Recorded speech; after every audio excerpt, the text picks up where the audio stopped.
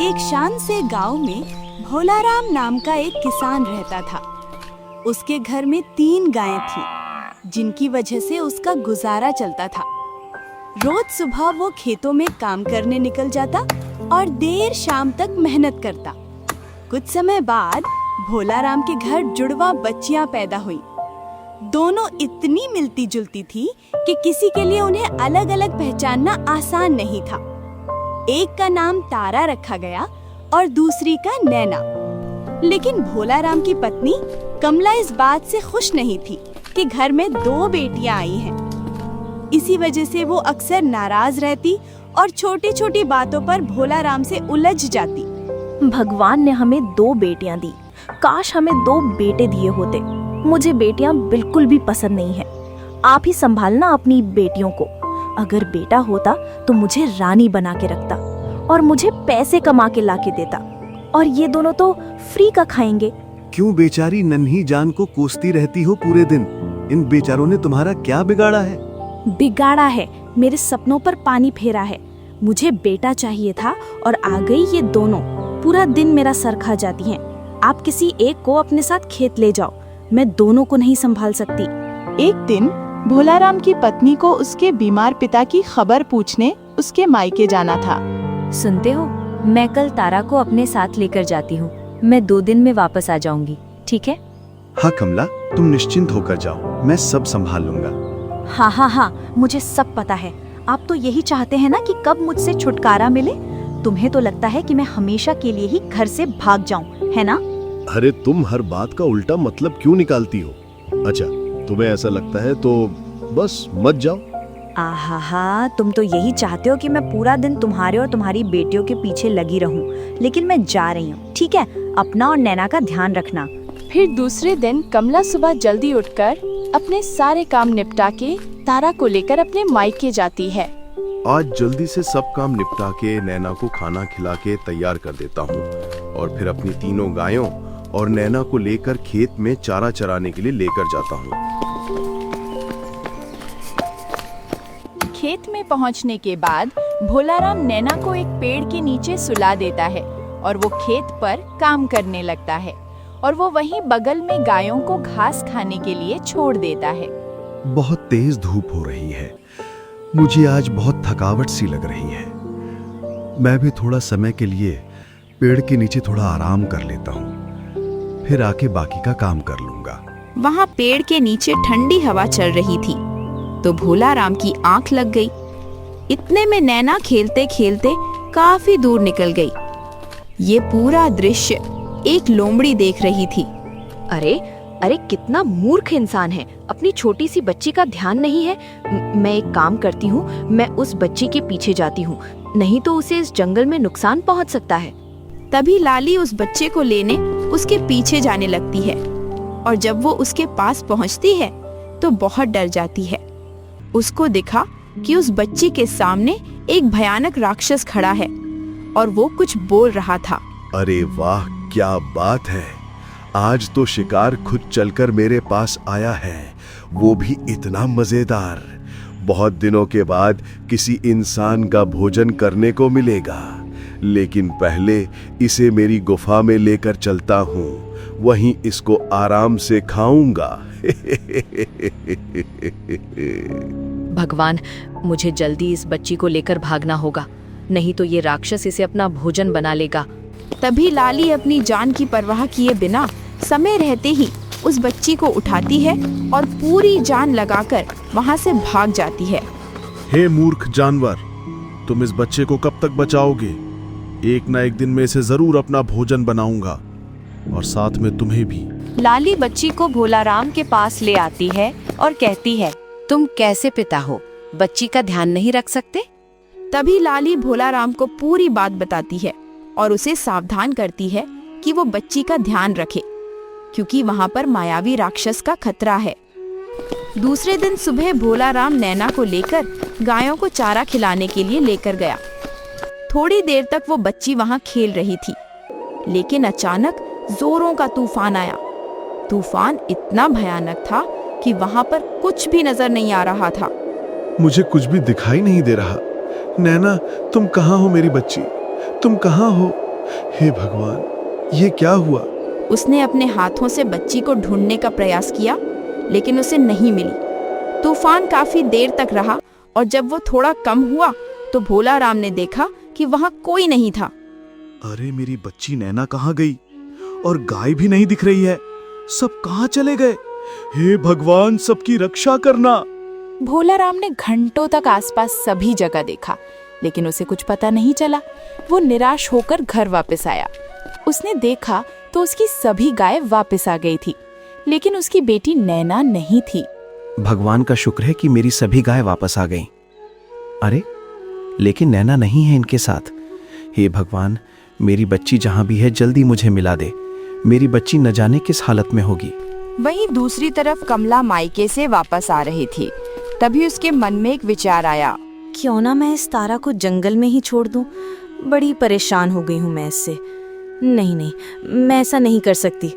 मैं इतना नहीं गिर सकती। मैं इसकी माँ हूँ आखिरकार। और फिर वो बच्ची को लेकर घर आ जाती है। वो जैसे ही घर पहुंचती है तो देखती है कि घर में भोला राम परेशान बैठा था। क्या हुआ जी? इतने परेशान क्यों हो? कुछ बताते क्यों नहीं? भोला राम रोते हुए कमला को सब बताता है। ये सुनकर कमला रोने जैसी हो गई। फिर अगर मैं तारा को रास्ते में छोड़ आती तो अनर्थ हो जाता। आप रोइए मत, जो होना था वो हो गया। अब रोने से क्या फायदा? कमला को तो जैसे नैना के खोने का थोड़ा भी दुख नहीं था, लेकिन भोला राम ने कई महीनों तक नैना को ढूंढा, लेकिन कुछ पता नहीं चला। यहाँ तक कि उसने आसपास के सभी गांवों में जाकर ढूंढा, लेकिन उसके हाथ निराशा ही लगी। दूसरी तरफ लाली नैना को अपने साथ लिए कहीं दूर निकल गई। क्या करूं, कुछ समझ नहीं आता। इस बच्ची का घर कहाँ है? वापस जाने का रास्ता नहीं मिल रहा है, और ये छोटी सी बच्ची, इसे मैं कैसे संभालूं? लाली बहुत निराश हो गई थी। वो एक सुरक्षित जगह पर नैना को लेकर गई और उसके साथ वहीं रहने लगी। पास में ही एक बड़ा नगर था। उस नगर का राजा बहुत दयालु और उदार था, लेकिन उनके पास कोई संतान नहीं थी। उनकी पत्नी रानी लोगों की बातें सुनकर थक गई थी कि उन्हें कोई संतान नहीं है। एक दिन, महाराज जी, आखिर कब तक हम ऐसे निसंतान रहेंगे? क्या हम कोई बच्चा गोद नहीं ले सकते? आप आज ही किसी बच्चे को गोद लेने के बारे में सोचिए, ताकि हम लोगों के तानों से मुक्त हो जाएं। तुम ठीक कहती हो भाग्यमान। मैं आज ही जाता हूँ, और जब तक मैं कोई बच्चा गोद लेने के लिए ढूंढ नहीं लूंगा, तब तक वापस घर नहीं आऊंगा। तब तक आप महल और राज्य का ध्यान रखना। महाराज जी, लेकिन आप भी अपना ख्याल रखिएगा। आप निश्चिंत रहिए महारानी, मैं जल्दी वापस आऊंगा। और राजा अपनी पत्नी को दिया हुआ वचन पूरा करने के लिए बच्चे की खोज में काफी दूर निकल गए। अचानक उन्होंने देखा कि एक शमशान जगह पर एक बच्चे के रोने की आवाज आ रही थी। अरे, इस निर्जन जगह पर बच्चे की आवाज? कौन होगा यहाँ पर? राजा जिस तरफ से बच्चे के रोने की आवाज आ रही थी, उसी दिशा में आगे बढ़े। थोड़ी देर बाद वो उस जगह पर आ पहुंचे और वहां का नजारा देखकर वो आश्चर्यचकित रह गए। उन्होंने देखा कि एक लाली छोटे बच्चे को दूध पिला रही थी। जैसे ही राजा उसके पास गए, अरे लोमड़ी, आप कौन हैं और आप इस निर्जन जगह पर इस बच्ची के साथ क्यों रो रही हैं? राजा जी की बातें सुनकर लाली को लगा कि ये एक अच्छा इंसान है। लोमड़ी ने राजा को सब बताया कि तूफान की वजह से वो दोनों अपने घर से बिछड़ गए हैं और उनको घर जाने का रास्ता नहीं पता है। फिर उसने राजा से पूछा, लेकिन आप कौन हैं? राजा ने लोमड़ी को अपने बारे में सब बताया और फिर बोले, हे लोमड़ी, अगर आप स्वीकृति दो तो मैं इस बच्ची और आपको अपने साथ अपने महल में ले जाना चाहता हूँ। मैं इस बच्ची को मेरी की तरह रखूंगा और इसे राजकुमारी बनाऊंगा। मैं आपको भी उसके साथ अपने महल में पूरे सम्मान के साथ रखूंगा। राजा जी, आज भगवान ने ही आपको हमारे पास भेजा है, वरना मैं इस बच्चे को कितने दिन तक संभाल सकती थी। मुझे आपका फैसला मंजूर है। राजा जी तो जैसे खुशी से पागल हो गए और नैना को अपनी गोद में ले लिया। फिर लोमड़ी और बच्ची को अपनी हवेली ले गए। जब वो महल के पास पहुंचे, तब रानी उनकी राह देख रही झरोखे में खड़ी थी। जैसे ही उन्होंने राजा जी को आते देखा, वे दौड़ पड़ी। आप आ गए? आपके साथ ये छोटा सा बच्चा और ये लोमड़ी? आप जल्दी से बताइए ना, कौन है ये लोग? क्या यही मेरी संतान बनेंगी? अरे महारानी, थोड़ा सब्र कीजिए, मैं सब कुछ बताता हूँ। राजा ने सैनिकों को बुलाया और लोमड़ी को महल में रहने का और खाने पीने का इंतजाम करने का आदेश दिया और कहा कि ये लोमड़ी आज से हमारे परिवार की सदस्य है और उनका खास ध्यान रखा जाए। फिर वो नैना को लेकर अपनी पत्नी के साथ अपने कमरे में आए और बोले, ये लो, ये तुम्हारी पुत्री नैना, आज से ये बच्ची हमारी है। मैंने तुम्हें वचन दिया था ना, तो समझो भगवान ने ही इसे हमारे पास भेज दिया। कितनी प्यारी बच्ची है, लेकिन ये बच्ची आपको कहाँ मिली? राजा जी ने अपनी पत्नी को बताया कि कैसे उन्हें निर्जन जगह पर वो बच्ची और लोमड़ी मिली। देखते ही देखते नैना बड़ी हो गई और आसपास के सभी राज्यों में उसकी सुंदरता के चर्चे होने लगे। नैना जितनी सुंदर थी उतनी ही संस्कारी और दयालु थी। वे हर रोज लोमड़ी को मिलने जाती थी और उसे घास खिलाती थी। लो, आज मैं आपके लिए खास लड्डू लेकर आई हूँ। जीती रहो मेरी बच्ची, तुम मेरा कितना ख्याल रखती हो। भगवान तुम्हें संसार की सारी खुशियाँ दे। ऐसा बोलकर लोमड़ी सोच में पड़ गई।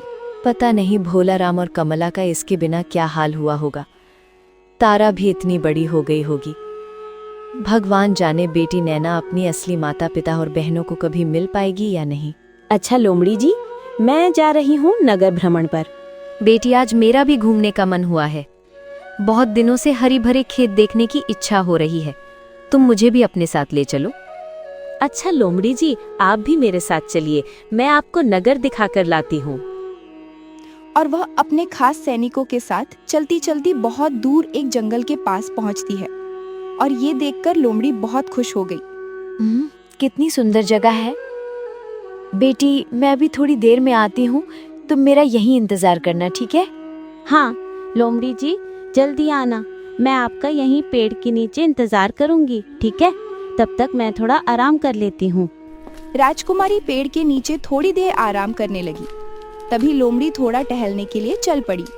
अरे, आज मेरी नैना होती तो वो बिल्कुल तारा जितनी होती। कितनी अच्छी उन दोनों की जोड़ी लगती, तारा और नैना। हे भगवान, मेरी बच्ची जहाँ भी हो उसे खुश रखना। क्या हुआ पिताजी, आप कुछ उदास दिख रहे हैं? कभी कभी मुझे लगता है कि आप मुझसे कुछ छुपा रहे हैं। बोलिए पिताजी। नहीं बेटी, ऐसा कुछ नहीं। बस ऐसे ही खेत के काम से परेशान था। तारा जब भी ऐसा सवाल करती, भोलाराम खेत का काम बताकर टाल देता था। भोलाराम ने तारा को कभी नहीं बताया कि उसकी कोई जुड़वा बहन भी थी। एक दिन तारा अपने मामा के यहाँ जाने की जिद करने लगी और माँ से बोली, माँ, बहुत दिन हो गए मामा के यहाँ नहीं गए, चलिए मामा जी के यहाँ चलते हैं। हाँ हाँ, क्यों नहीं, तुम्हारी ही कमी है मेरे मायके में। सुनते हो जी, जरा इसे मेरे मायके तो छोड़ाओ, थोड़े दिन शांति से तो रहूंगी मैं यहाँ। ठीक है बेटी, कल सुबह ही हम तुम्हारे मामा के यहाँ चलते हैं, लेकिन एक दिन में ही वापस आ जाना। वहां जाकर मचलना नहीं रहने को, ठीक है? फिर सुबह होते ही भोलाराम तारा को लेकर जंगल रास्ते जाने लगता है और बीच रास्ते में, पिताजी, थोड़ी देर रुकते हैं ना? मुझे बहुत भूख लगी है, कुछ खा पी लें, फिर चलते हैं। हाँ ले बेटी, तेरी माँ ने मुझे फल दिए हैं खाने को, यहाँ बैठकर खा लेते हैं। वे दोनों वहां बैठकर फल खाने लगे। तभी अचानक उन्हें कुछ आवाज सुनाई दी। पिताजी, यहाँ तो कोई मुझे पुकार रहा है, लेकिन इस जंगल में मुझे कौन पहचानता है? और तारा अकेले कुछ दूर जाती है। तभी लोमड़ी रास्ता भटक गई थी और वहां पहुंच जाती है। बेटा, तू कैसी है? भोलाराम और कमला कैसे हैं? मुझे तू उनके पास ले जा, मुझे उनसे जरूरी बात करनी है। तारा को तुरंत ही भी पता चल गया कि ये वही लोमड़ी है जिसके बारे में उसके पिताजी उसे बताते हैं। लोमड़ी जी, आपको देखकर मेरे पिताजी बहुत खुश होंगे। चलिए, मैं आपको उनके पास ले चलती हूँ।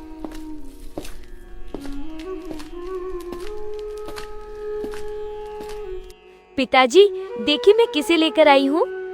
फिर लोमड़ी ने भोलाराम को सारी बात बताई और कहा कि नैना जिंदा है और वो अभी एक बहुत बड़े राज्य की राजकुमारी बन गई है। क्या तुम सच कह रही हो लोमड़ी? मेरी बच्ची जिंदा है? क्या तुम मुझे मेरी बच्ची से मिला सकती हो? हाँ चलो, मैं आप सबको लेने आई हूँ।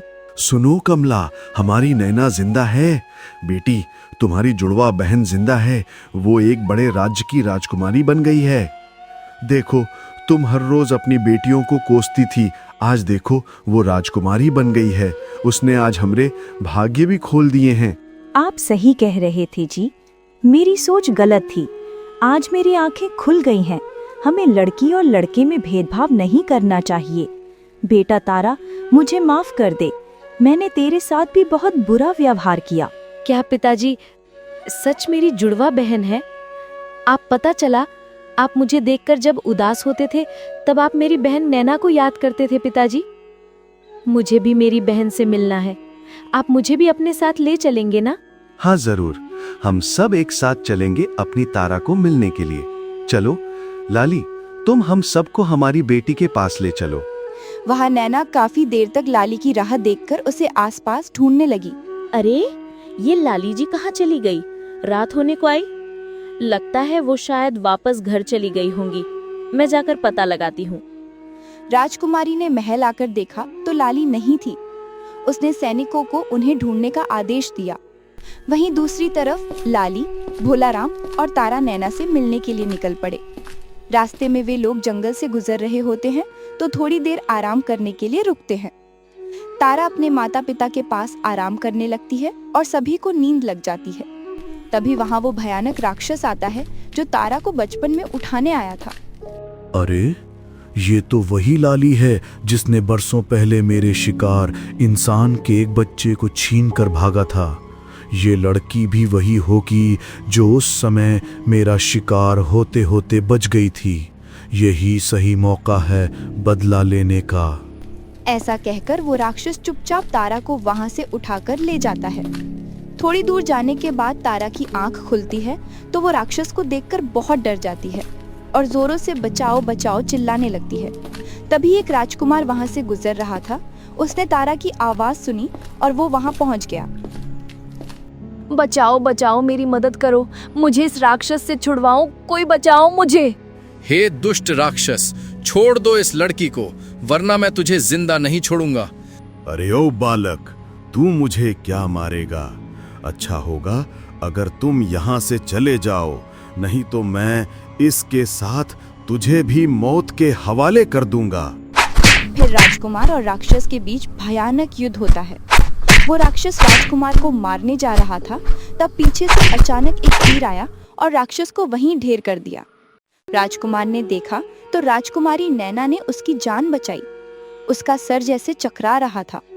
थोड़ी देर नैना तो थोड़ी देर तारा के सामने स्तब्ध होकर देख रहा था। नैना और तारा की नजर एक दूसरे पर पड़ी और वे दोनों भी एक दूसरे को देखते ही रह गए। फिर तारा दौड़कर नैना से लिपट गई। मेरी बहन नैना, आज तुम्हें देखकर मुझे इतनी खुशी हो रही है कि मैं उसे बयान नहीं कर सकती। मुझे लाली जी ने सब बताया। ये तुम क्या कह रही हो? मुझे तो यकीन ही नहीं हो रहा। मेरी भी जुड़वा बहन है। इतनी देर में भोलाराम, कमला और लाली तारा को ढूंढते हुए वहां आ पहुंचे। नैना मेरी बच्ची, तुम ठीक हो ना? मेरी बच्ची। हाँ पिताजी, मैं बिल्कुल ठीक हूँ। और ये देखो, हमारी नैना ने इस दुष्ट राक्षस को मार दिया।